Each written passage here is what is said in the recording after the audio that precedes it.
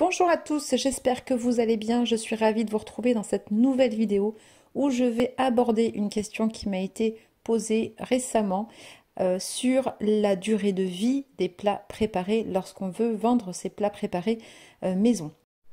Si vous avez pour projet de lancer votre activité autour de votre passion pour la cuisine, surtout pensez à vous abonner à ma chaîne pour ne rien rater de mes vidéos, conseils et astuces pour le lancement et le développement de votre activité.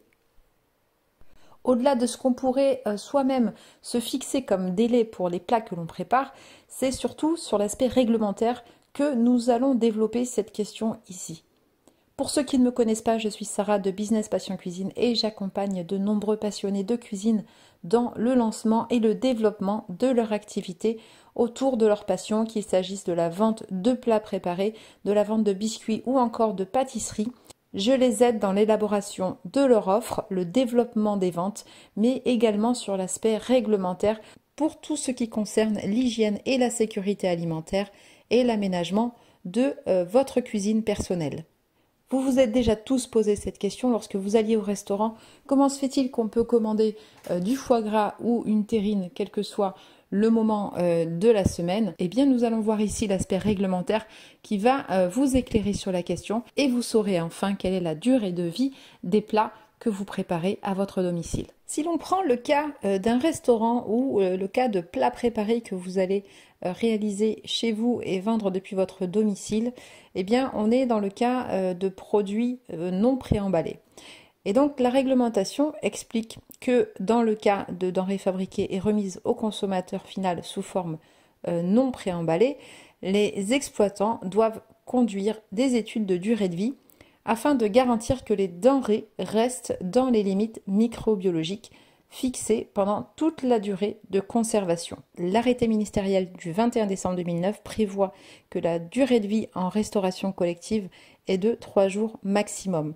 Donc, dans le cas où vous souhaitez que cette durée de vie soit supérieure à 3 jours, vous devez alors réaliser des études de durée de vie sur les différentes catégories de produits finis. Ces études de durée de vie se font via un laboratoire spécialisé et ces études vous permettent donc de fixer une date de durabilité maximum, une date de consommation maximum pour vos produits.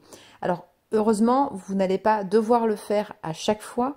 À partir du moment où votre recette et votre process de fabrication est le même, cette analyse ne devra être réalisée qu'une seule fois. Un contrôle durant l'année est nécessaire tout de même et les laboratoires en général proposent des analyses 4 fois par an. Ces analyses vous permettent donc de vérifier que vos produits sont sains d'un point de vue microbiologique et c'est une obligation dans le cadre de la réglementation hygiène et sécurité alimentaire. En effet, l'article numéro 4 du règlement CE 852/2004 relatif à l'hygiène des denrées alimentaires précise que les exploitants du secteur alimentaire prennent, le cas échéant, les mesures d'hygiène spécifiques suivantes. Premièrement, le respect des critères microbiologiques applicables aux denrées alimentaires et deuxièmement, le prélèvement d'échantillons et analyses. Pour rappel, dès lors que vous souhaitez commercialiser vos produits faits maison, qu'il s'agisse de plats préparés, de biscuits ou autres préparations artisanales,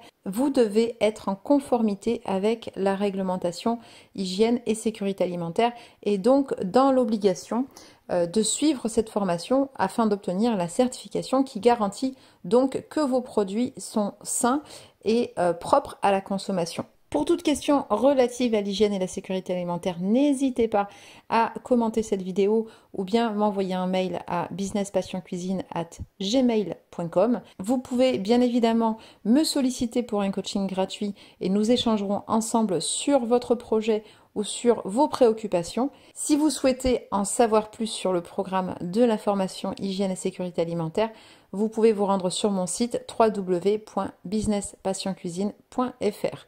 Je vous dis à très vite pour une nouvelle vidéo et n'oubliez pas, l'argent ne fait pas le bonheur, mais le bonheur c'est de vivre de sa passion pour la cuisine.